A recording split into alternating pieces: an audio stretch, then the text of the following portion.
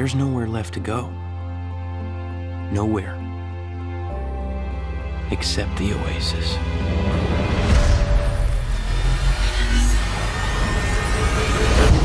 Shasugarai!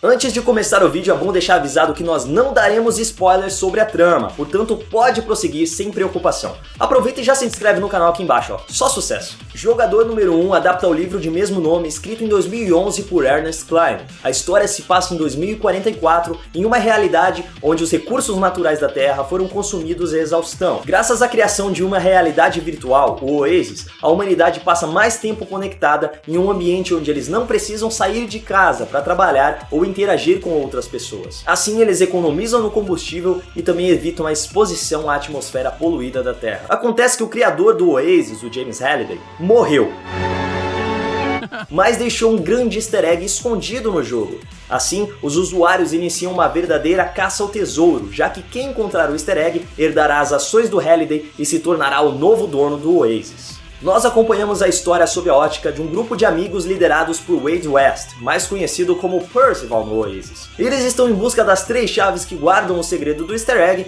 e é basicamente assim que a nossa aventura começa. Uma coisa muito bacana, mas que geralmente é vista com maus olhos quando nós falamos de adaptações, são as diferenças com relação ao material original. É claro que existe um limite até onde o filme tem liberdade para fazer alterações na obra original e ainda ser chamado de uma adaptação daquele material. Mas convenhamos, se você já conhece a história original, qual é a graça de assistir uma mesma história sendo contada nos cinemas? Além disso, eu acho que as mudanças que foram feitas aqui foram muito benéficas para a história. Afinal de contas, nós estamos falando de uma mídia diferente, então pode ser que o que funcione no livro não fique tão legal quando transcrito para as telonas. Agora, uma das mudanças que mais me agradou foi a divisão dos méritos dentro da equipe. Por mais que o Percival seja de fato o nosso protagonista, no livro, todas as façanhas são atribuídas a ele. Ele é o cara genial, ele é o cara forte, ele é o cara rápido, ele é o cara que faz tudo dentro da história. Aqui a gente tem uma divisão muito maior entre os personagens do grupo. Eu ainda senti que faltou um pouco de desenvolvimento desses personagens. Todos eles são bem carismáticos, mas a história não aprofunda muito no que acontece com cada um. Então a gente ainda tem um foco muito maior no Percival e na Artemis. No livro, esse desenvolvimento já é muito maior. A gente consegue se apegar bem mais aos personagens, inclusive a história discorre de maneira diferente. Mas aqui eu sinto que eles são mais úteis para a trama. Cada um desempenha uma função muito maior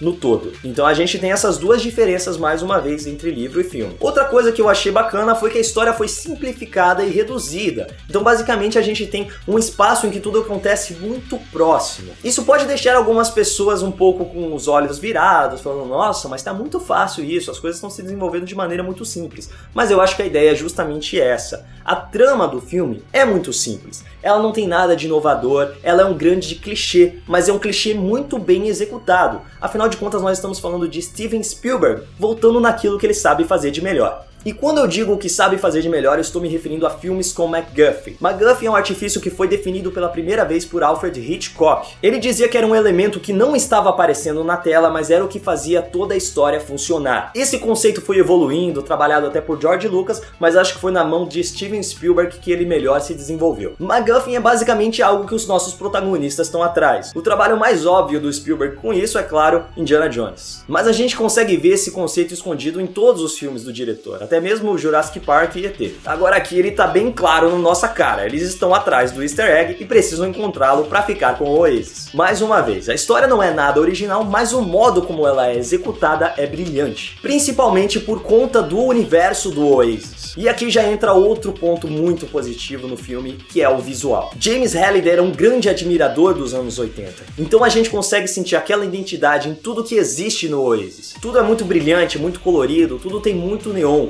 quase um ambiente vaporwave. E aí a gente também já pode falar da trilha sonora, que é outro grande destaque. Tanto a trilha sonora composta para o filme, quanto as músicas que são utilizadas. A própria cena de introdução do filme, com Jump do Van Halen, já te mostra como vai ser o clima de toda a produção.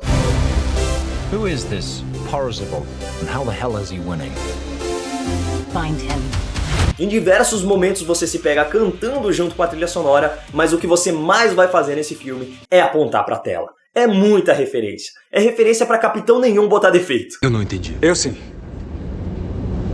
E isso gera uma outra coisa muito bacana que pode ser comparado com outras mídias, o fator replay. Nos videogames, nós dizemos que fator replay é o que te faz voltar a jogar aquele jogo mesmo depois de você já tê-lo finalizado. Então pode ser a jogabilidade, a história, o personagem ou simplesmente a diversão. E aqui nós temos tudo isso também, tirando a jogabilidade, mas principalmente a enxurrada de personagens que aparecem na tela. Em alguns momentos você pode até mesmo se pegar abstraindo da história sem perceber o que está acontecendo e simplesmente procurando o Wally ali no meio de tantos personagens que aparecem. Com isso você fica pensando, pô, se apareceu esse personagem, será que apareceu esse outro também?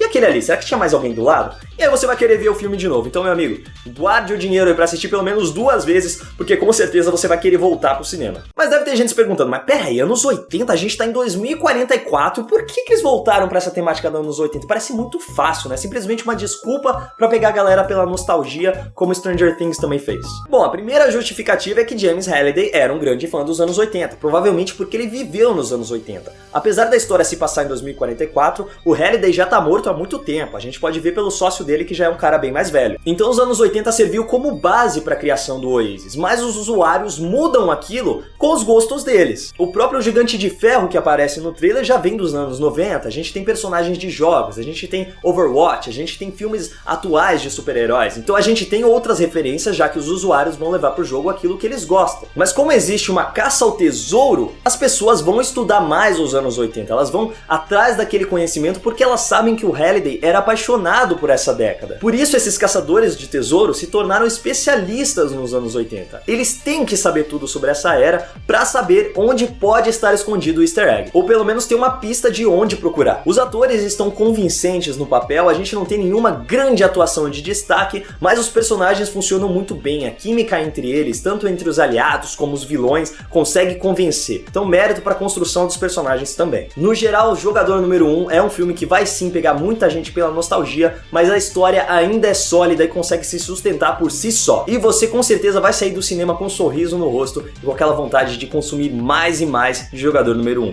Espero que vocês tenham gostado dessa crítica, que ela tenha ajudado vocês a decidir se vale a pena ou não assistir o filme nos cinemas. Bom, se você ainda não percebeu, vale muito a pena sim. Não se esqueça de acompanhar a Legião nas nossas redes sociais, me segue lá na minha também. E é isso, Legionários, que a força esteja com vocês.